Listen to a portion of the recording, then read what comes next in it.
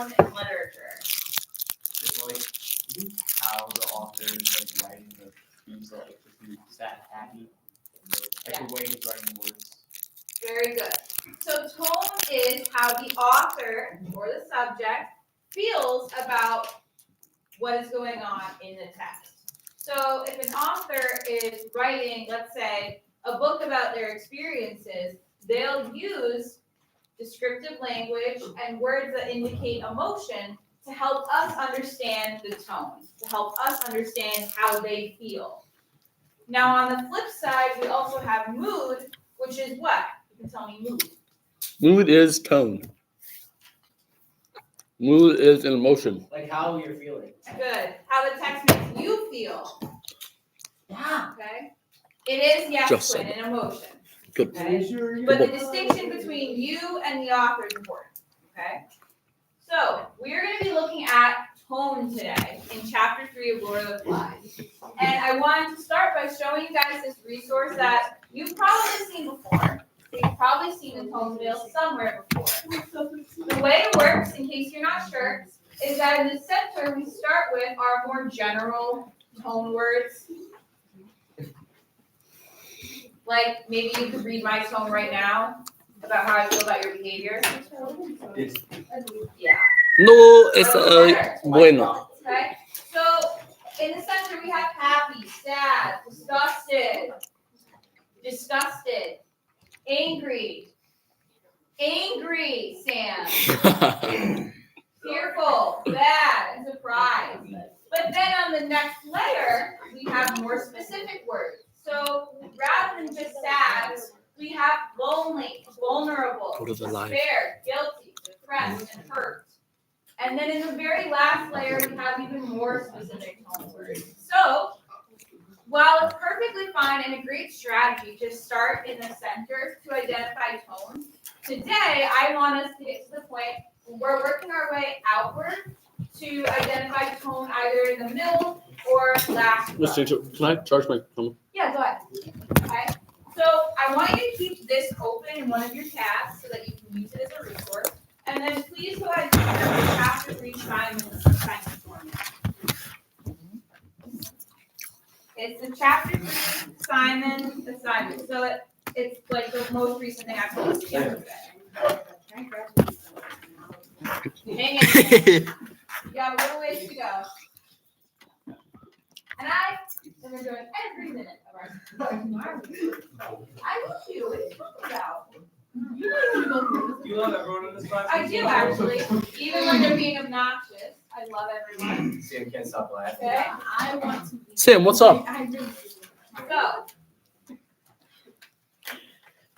this activity, guys, is probably going to take a good chunk of the class period.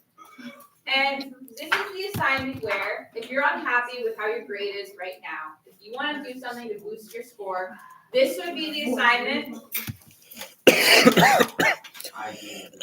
This would be the assignment to put in your max effort on it. Because this one asks you to incorporate a lot of valuable skills. You're going to be doing some close reading, annotating, and identifying tone. Okay? So this one's going to be worth 20 points. So, this is a great one. 20? Some good effort. No. What's it, 50? Wait, what is the thing? Wait, what does it do? can I find it? It's the most recent one. I haven't even explained what you're doing yet. I'm just walking you through how the quizzes, they've been 15 because it's 35 words, not so long. Yeah. Okay, so we have important things to look at. I'm going to walk you through the keys. I'm going to show you the model examples, and then I'm going to let you guys get started. I don't want to take too much of your time, but I do want to set you up for success. Is it hard? Yes. But it does ask you to put in some effort. Okay. I also have done 2 of them for you. So I also have 2 models, so you see what I'm expecting. Okay. So important things to note right away. We've got an annotation color coding guide. In yellow, we're highlighting what? Read that out. Information. Simon, we learn about Beautiful information. ability. Okay. Information we learn about Good science. boy. So that means we can infer that we're going to be focusing on Simon, a character we don't know a lot about yet. We'll Simone. get to know him today. Then in Aqua, we are highlighting for what? Descriptive language that develops. Language Thank descriptive you. that tone develops. Funny you are not. Okay? Miss Jane Shell. No. So here's what we're doing. The first round of reading each passage, you're going to read it just to understand what's going on, and you're going to highlight using those two colors. Okay? Highlight in yellow the things we're learning about Simon as a character, and highlight in aqua words that give us insight about how they're feeling. Okay? So, once you've done that, then you have to go in and read the passage a second time. Oh, Miss J, why are you making me do that? Oh my gosh. Because it's good for you. It is. And because you are going to be doing some close reading and analyzing it. Okay? So if you're highlighting words about Simon that we learned, on this side you're going to tell me what that means or why it's important. So let's look at an example. Okay? So Simon, I'm going to read this yellow part here. He has an air of purpose. He was a small, skinny boy, his chin pointed, and his eyes so bright they had to sneak out into making him delightfully gay and wicked.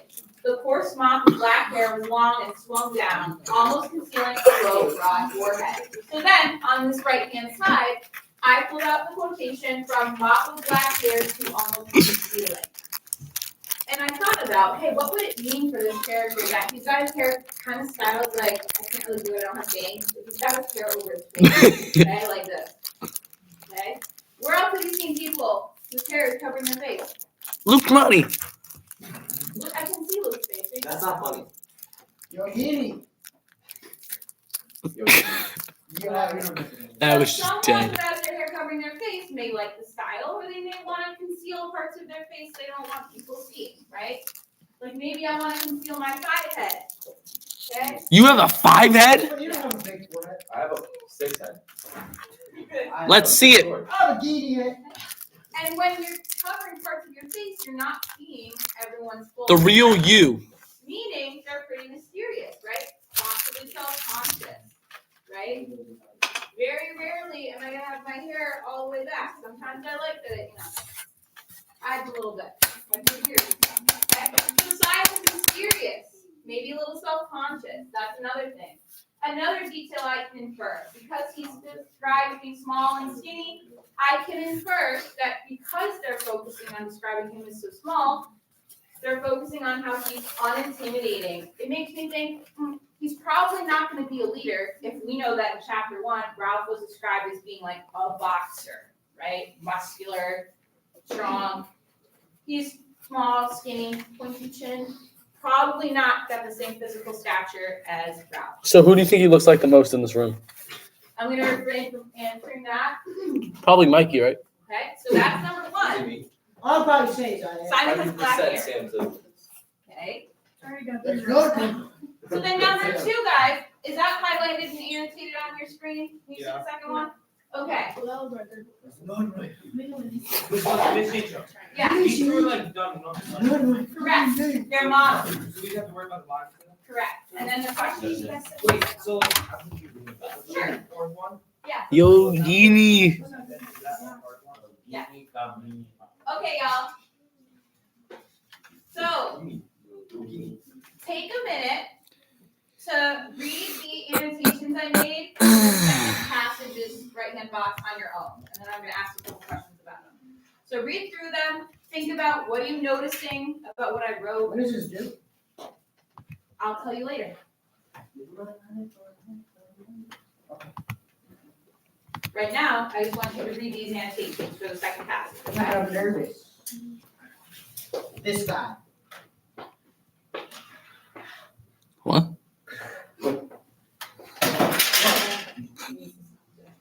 Good stuff, bro. What? Sam, cut it out. Shut up.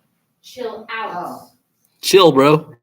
All my students are shut up. Literal chills. Okay, so what are we noticing about my annotations? What did I do that you guys think looks pretty good or that you like? Like in the first one, Simon likes nature. How do I know that? He's observing the wars, bees, and animals.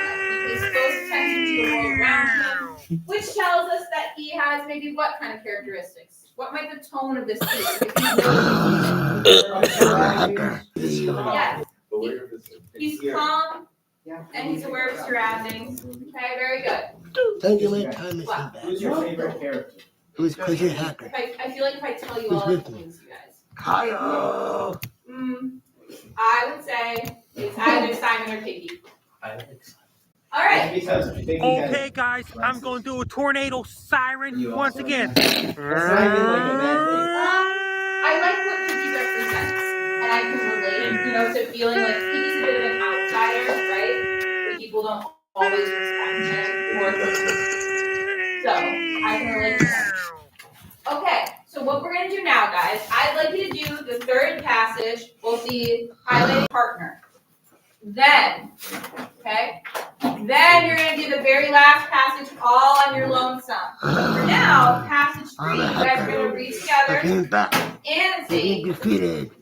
Make sure that it's color coded and it's got bullets. Okay, let's go. Passage 3. It's wet. Hackers.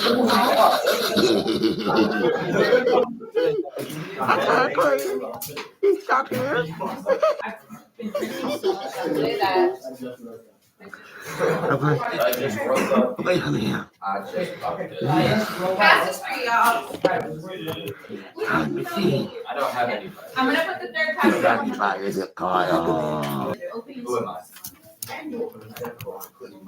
In the large.